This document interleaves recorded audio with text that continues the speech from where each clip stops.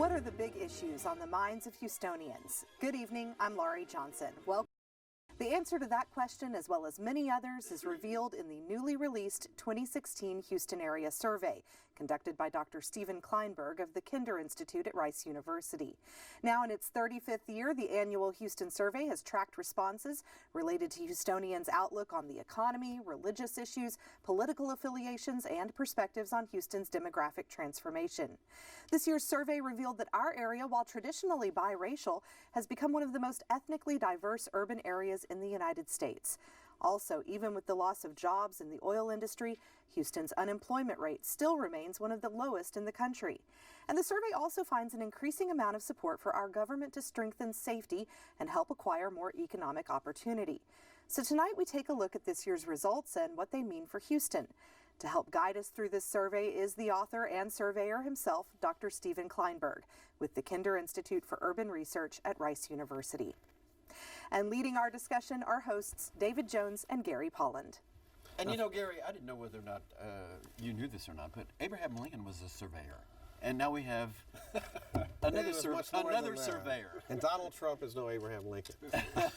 I want to ask first, Dr. Klineberg, your survey does residents. Now, I don't know whether they're legal or illegal, right? And they're certainly not registered voters. So why don't we use like registered voters? Right. I know my good friend and colleague Bob Stein always says, "Why are you interested in people who don't vote?" So this is a representative random sample of the residents of Harris County. 40% reached by landline, by cell phone, 60% by landline. And it's identical samples drawn the same way, asking people, how do you see the world, and watching the world change. And so we're interested in how people construe reality, how they see what's happening in their world, without necessarily asking who's going to vote and who isn't. We asked them if they voted. Okay, well, that's important. Yeah. Did you inquire whether they were in the country illegally or not? So we have an idea of what percent of the representative sample was not legally in the country. We know whether they're citizens or not. We know whether where they were born or where they come from. But we can't really ask them, do you have papers? What do those papers look like? So what percent were citizens that answered? What was that? Among Latinos, 35% were non-citizens. Okay, 65% were. That's right. Yeah, that's a good number. Yeah. Mm-hmm. I found this interesting. 79% say the numbers of undocumented immigrants living in the Houston area are not a very serious problem. Right, because we've asked over the years. But when you go to particular parts of the world, Syrians are not very well welcomed here. So we asked a few new questions this year to focus on those issues. And I assume that the question asked, or where the answers were, that 64% were favorable to them coming to Houston, were mostly Central America. But clearly, there's a big drop-off between Central Americans and Syrians. Right. One was a broader question about refugees who are in danger in their home countries because of their ethnicity or their beliefs should always be welcome in Houston, and that was a powerful. Except Syrians. And then we asked specifically about Syrians, and there too was a majority, but more like a 50-50 split. Yeah, right. People are worried, but they're not. When you see, I think the key thing is when you ask people in the privacy of their homes, how do you see the world? You get a different picture than what emerges if you look just at what happens in elections and what sort of politics get translated into policy. How do you think people would feel if there was a terror strike in Houston perpetrated by a Syrian refugee, like has happened in Europe? What do you think that'll do to your survey? Well, we'll come back and ask it again. Yes, I bet you will. Another thing that amazed me was that a very high percentage, I think in the 60s, we're expecting to be better off in the next 3 or 4 years. Yeah, it's a classic Where in the Houston world thing. did these people get this optimism is what I'd like to know. Because when you ask people the question, how have you been doing financially over the last couple of years, the percent saying they've been doing better has gone down. We said, well, how do you think you'll be doing 3 or 4 years down the road? And with all of the concerns about the economy and perceptions, even in the survey of concerns, significant increase in percentage who thought I'm going to be doing better. But isn't that typical for Houston, the kind of can-do attitude that you've seen over the years? And a general positive feeling. One of my favorite questions, people complain in our surveys because we invite them to about traffic, pollution, crime, not to mention the weather, the flying cockroaches. By the way, did I get a chance to complain about him? The no mountains. Then we say, well, how would you rate the Houston area as a place to live? It's a wonderful place to live. It was 70%. When we first asked the question, 81% today. said it's an great. excellent, good place to live. Oh, so that's a big These are story people in who are Houston. vacationing from, This is true. from June to August. Yeah, from People like believe in the city. yeah, and from live from there. Syria where the civil war is going on. I wanted to ask weather you. was good. I want to That's take a step back from some of the particular questions and ask you: are there any things that you found fascinating about this year's survey that told you some changes that are kind of going on in our community that we'd be interested in? Several things. I think one of them is that a series of questions we asked about inequality in America and the role of government. We tend in Houston, as you know, to be skeptical about the role of government. I had you as a Bernie guy all along. Series of questions that have shown a significant increase this year in the percent saying government should take action to reduce income differences between rich and poor in America. Government should see to it that everyone who wants to work can find a job. Do most people on welfare today, are they really in need of help, or are they taking advantage of the system? All of those questions show this increasing empathy with and support for interventions, because we've had 35 years now in this country of growing inequalities. And we still like to think that we live in a world where the rising tide lifts all boats, where everybody has equal opportunity. And I think that's what's happening. I think you see it both in Donald Trump supporters and Bernie Sanders, people who say this system isn't working. And you can see it in Houston in a way that is really quite interesting and reflects, even with all this optimism, that sense that for most Americans, opportunities are hard to come by. Correct me if I'm wrong. I think that I read that it was as high as 40% did not necessarily agree that welfare was all that necessary for their well-being. I mean, it was not stratosphere, but it was high. But our general tendency is to think people are taking advantage of the system and people don't need wealth. And that has increased from what had been. See, again, the beauty of these surveys is that it's the identical question asked. The samples drawn the same way, so you can watch trends occur. Any one-time survey, is that high or low? Is that good or bad? Is that up or down? So you get a sense of movement. But you're still right. I mean, the majority of people are skeptical about anyone on welfare could get a job they want. And one of the most interesting questions, too, by the way, was this question that said, in today's economy, do you think it is necessary to get an education beyond high school to get a decent job? Or are there many ways to succeed with no more than a high school diploma? And I fight a losing battle with people who say if only those Latinos and African Americans valued education, understood its importance, the way the Anglos and the Asians do. And when you break it down by ethnicity, African Americans, Latinos, and Asians overwhelmingly say you've got to get education beyond high school. And it's Anglos who say there's plenty of good jobs for anybody who wants to work. Isn't that interesting? And then it's Did important. you, in your survey, the people who said they want to see government doing more for folks, did they talk about how? Did you talk in your survey? How do you propose to pay for it? Right. No, not That didn't come up. Okay. Well, I know. I guess it would be they'll say the rich should pay more, right? Tax And rich. I'm not rich, Right. so it's not a problem. But as you know from your studies as a Right. sociologist, But it almost was- everybody perceives themselves as not rich but middle class. Right, absolutely. That's right. I saw But that- it I is saw that striking the, to see this sort of beginning shift occurring. The populations of both Fort Bend and Harris seem to be parallel right now. They're both with low 30s as far as Anglos, Right. and similar proportions as far as minorities go. If there ever was a chance, you would think for two counties to go blue, it would be those two. Well, Fort Bend County, we think, is the most ethnically diverse county in the world. Fort Bend County today is 20% Asian, 24% Latino, 21% African American, 35% Anglo. You can't get much closer to 1/4, 1/4, 1/4, 1/4, which is the measure of the degree to which a population is ethnically diverse. So, and Harris County is almost there. But it's a reflection of this remarkable shift that has gone on and it's a national shift, right? We're in the midst of an epic transition where an older generation, largely Anglo, is rapidly aging and being replaced by a new generation of Americans, a mix of all the ethnicities of the world, nowhere more clearly seen than in Houston, Texas. Well, when did you ask the question about partisanship? Because it's like a very wide gap favoring Democrats now. I mean, I'm wondering when the question was asked. Oh, from the beginning. No, I mean, what part of the year? It's in February, basically the month of February. A little bit in January, a little bit in March.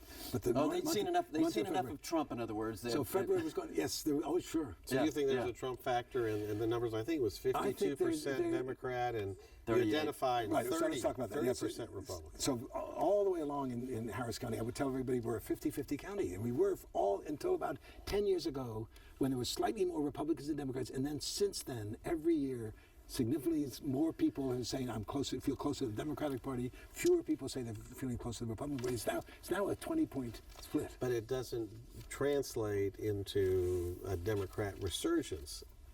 Not necessarily. At this point. Right, because it's not registered voters. That's right, Or and, people and who the show up to vote. change is almost exclusively among Latinos. African Americans have been 80-20 Democrat. Republicans are 50-30 Republican. Anglos are, and Latinos are the ones that shifted from 40-60 to 20-80. I don't know whether the president got it mentioned in this at all, because can I do a well, follow-up yeah, on I'm the same thing? I'm on the same thing as you are. You sure? Yeah. All right, so let me do the follow-up. Okay, go ahead. Okay, so the follow-up question is, if you look at the trends, Republican and Democrat through the years of your survey, you find the Democrats have been on top for a long time. Yeah, but well, the back and survey forth, has gotten tighter in actually off-year presidential years. So in 2008, there was a more significant separation, and that's when Obama won. In 2010, it contracted, and the Republicans won. In 2012, it separated again, and Obama won. In 2014, it contracted again, but still Democrats on top in your survey. Again, this time, now we have this big separation. So is it your take, based on the history of the survey and how it correlates to elections, that this year should be a good year for Democrats in this county? By that measure, but the key point is that Republicans know that if they're going to win this election, they have to reach at least 35% of the Latino vote, and they're pushing Latinos away. And you can just sort of see that in these surveys. As David talked about, the Trump effect. It's a part of the it's Trump effect. It was the self-deportation effect 4 years ago. And so my message to Republicans out of this is, don't push these people away. There's a natural constituency for the Republican Party. And my message to Democrats is, get out the vote. So your message to Republicans is you ought to have a Hispanic chairman for the party, because that'll help. Whoa. People are policy, David. Back to Obama. And a Hispanic vice president wouldn't hurt. Yeah. And That's some good true. That's right. That's a good point. Yeah. Some good public policy that doesn't demonize immigrants for That the would be a outpost. good idea, too. So what I noticed about the survey is regards the party gap is that it seems that there was roughly parity about 2008.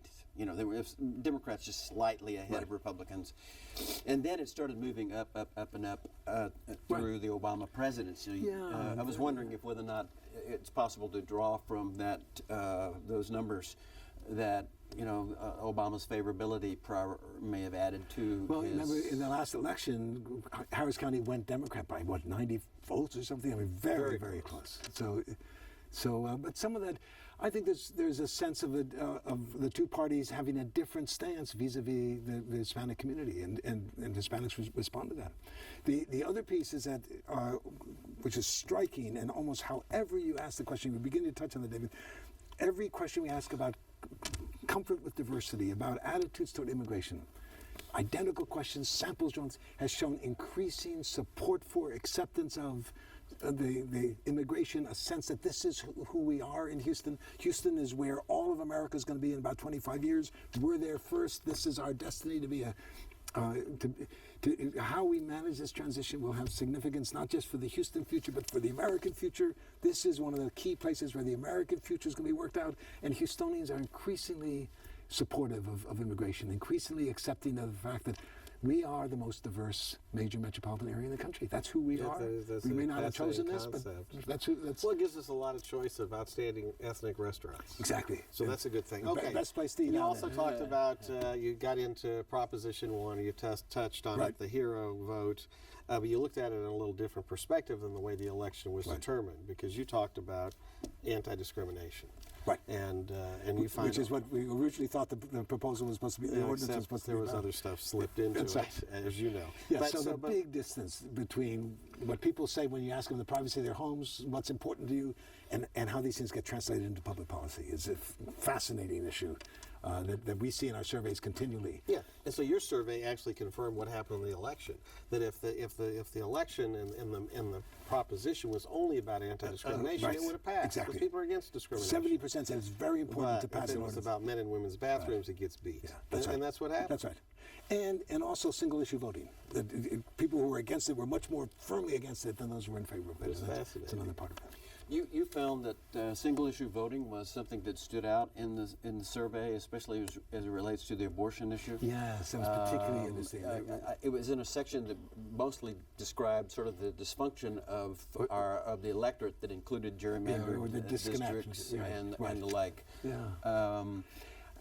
How did you phrase those questions such that you drew? Oh, that was this Klineberg on his own impressions. No. This is hey.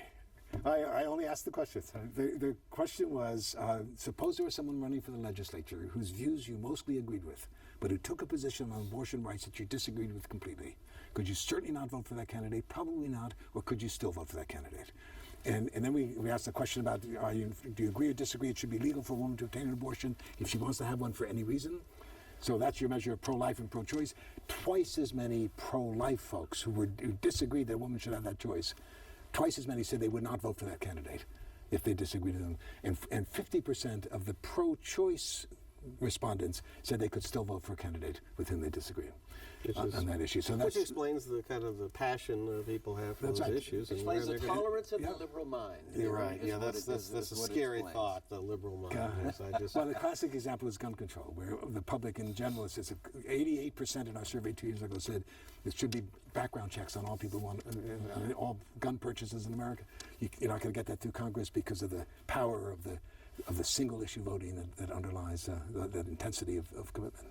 There's good news for criminal justice reform as it continues to be in your surveys. Yeah, that is a kind of coming together with public policy there. In the way that's exactly. Finally, our leaders are catching up to your survey. Maybe they read the survey. They're showing 64% are interested in finding something else other than prison for nonviolent offenders. That's right. And the support for the death penalty continues to fall. Coming down as you offer alternatives like life imprisonment. Right. Yeah, an identical question where 48%, now 64% said they think it's a good idea to move away from the idea of mandatory sentences for nonviolent. We're spending $80 billion a year on our prisons. 25% of all the prisoners in the world are in American prisons. Don't forget Gary gets a percentage of that. Right. So I think we're all waking up to this. It's a dumb way to spend our public money. Well, you've got other things. Counterproductive. Unless you want to raise taxes. We didn't ask about that, did you? The survey question. You want your taxes raised, folks? How do you feel about Call Dr. Klineberg. Put up the survey. But so let's spend our money much more intelligently. Well, and that's part, and I think that reflects what you came up with the criminal justice and other things, where the people know what they want. They're not necessarily getting it from the politicians. Right. But the death penalty is interesting because, as you know, Harris County was the death penalty capital of America. Was. 116 people were put to death, and not a single person was condemned to death during all of 2015. Under a reform Republican district attorney, I might add. Right, David? And yes. as I see in your survey of what's the most important issue that they speak to you about, crime, traffic. We asked you, what's the biggest problem in Houston? What's the biggest problem in Houston? Right. It looks like they're all converging down in the 20s. Yes, it's like nobody sees there's any big deal about anything as far as a major problem. There's no single issue. I mean, during the depths of the recession, of course, 70% said the economy. During the great fear of crime in the 1990s. Back in the 90s, it was a fear of crime. That spiked. Of course, that we all know that crime was beginning its decline to a level that is so just it's a unheard reflecting of preoccupations. And now I think you're right. I mean, there's a variety of preoccupations. But it does look as if traffic is the new normal. And the concern about traffic is it's not going to go away anytime soon. But it'd be interesting to see whether the economy comes back up. You know, a lot of economists say, okay, Klineberg, this is early 2016. Let's see what happens to the oil business. And we've finished sort of benefiting from the momentum from $100 oil that came a year ago. And will the economy turn down? Our unemployment rate has jumped to 4.9%. It's 5.0% nationwide. We used to be a full percentage point below the national average. We're now very close to where all of America is. How that plays out next year is going to be interesting. Well, you actually need oil prices to go up. That'll be good for Houston.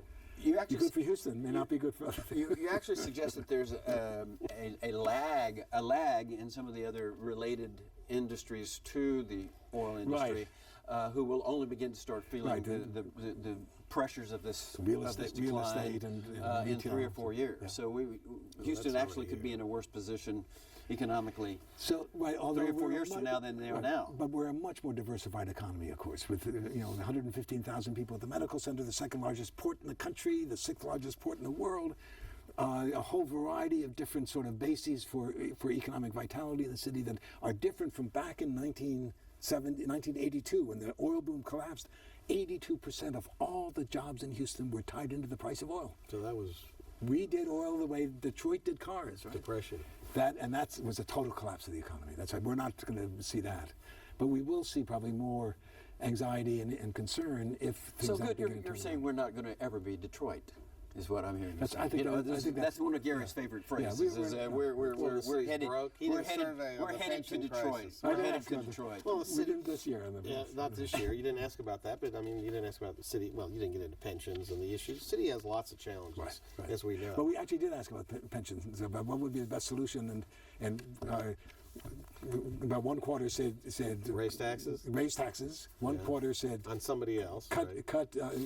cut the promises, Yes. and 50% said take the money from elsewhere in the government, right? Well, Redistribute where But was they it? didn't say where it's They coming didn't say from. where it's coming No, from. Like, But it's your point. Don't raise taxes. Just redistribute. Just find the somehow. money. Find the money. But why not go to Bel Air? So not very Why not go helpful, to is it? Bel Air and look for help? Is what I Bel would Air like is to know. its own city. It has its Well, own tax you're base. commuters. You should be paying something we as do. you drive our roads. Yeah, we've been through that. We've had that discussion Okay. on previous shows. You know, I pay gas taxes. It is a strange and business, I yeah. pay property taxes on my office. So that's the way it goes. Okay. At any rate, but it's good to see that people realize it's a concern. There's kind of division in how we deal Yes. with it. But Yeah, it's no, a it's- serious I know problem that- I when know David that. flippantly Yeah. says, "Oh no, Yeah. we can't become No, Detroit." it's we a- actually could be. And with the crisis we've got to we face. address that, but we'll also make the investments that we need to make in building the city that can succeed in the 21st Right, century. and that's when all the percentages. You had 20%. We're talking about infrastructure. Right. I guess. Did you ask about flooding? Or that was No, we before the didn't. great Yeah, floods. yeah, That's now a new problem. We yeah. have a flood czar. I understand now, so that may help. Well, what about survey That's methods? a big challenge for Houston. What about survey methodology? I mean, the map that is with the booklet that comes with the survey has Harris, Montgomery, and Fort Bend County in it. So Yeah, so we originally would do it all. Originally we did just Harris County, and then we said, wait a minute, we're part of a big multi. So we did the 9 counties, and then we realized that doesn't make a lot of sense because with a random sample, you get so few from Liberty County or Chambers. It's not statistically significant. So it's not enough to. So we said, let's go with the 3 biggest counties, and the 3 are really fascinating because you've got the most ethnically diverse county in Fort Bend County, and you've got the 3rd most Republican county in America in Montgomery County. Right. Yep. So very interesting to sort of. That's where the secessionists are. Okay. That's another show. But the big story is that we don't see the world that differently. When you ask about ethnic diversity, when you ask even about walkable urbanism and about concern about traffic and so on, people out in the suburbs are also looking for alternatives to the automobile in ways that will be interesting to see as we go forward. What about the quality of life issues? That's the latter part of the survey that I didn't get to, in terms of what people are looking for. So we asked about how do you remember your family being a victim of a crime? Fear of crime has gone down in the last couple of years. We asked about how would you rate the efforts to control air pollution in the Houston area, excellent, good, fair, and poor. The percent saying poor has dropped dramatically from what it had been. So there's more confidence that we're addressing this, but on the other hand, we're still facing serious air pollution problems, and it was 28% said poor, but another 40% said fair, only, right? So, and then we said, how would you rate, if you lived here for 3 or more years, has the quality of living conditions in the Houston area gotten better, gotten worse, has it stayed about the same? Percent saying it's getting better has increased. And tied into that, just another quick thought is, we asked questions in 2012 and then again today about how close is there a park or play area within a mile of your home? Is there a bayou or a trail within a mile of your home? And did you visit that trail in the last year? How often? And how often did you make use of the park? And you can see increasing percentages saying there's a park or a trail within a mile of my home, and significant increases in those that said I visited it. That this Bayou Greenways initiative, this transformative event, I think, when it plays itself out and half of all Houstonians will be within walking distance of parks or green space. Like that Kinder That's Park happening. on Allen Parkway. What's it called?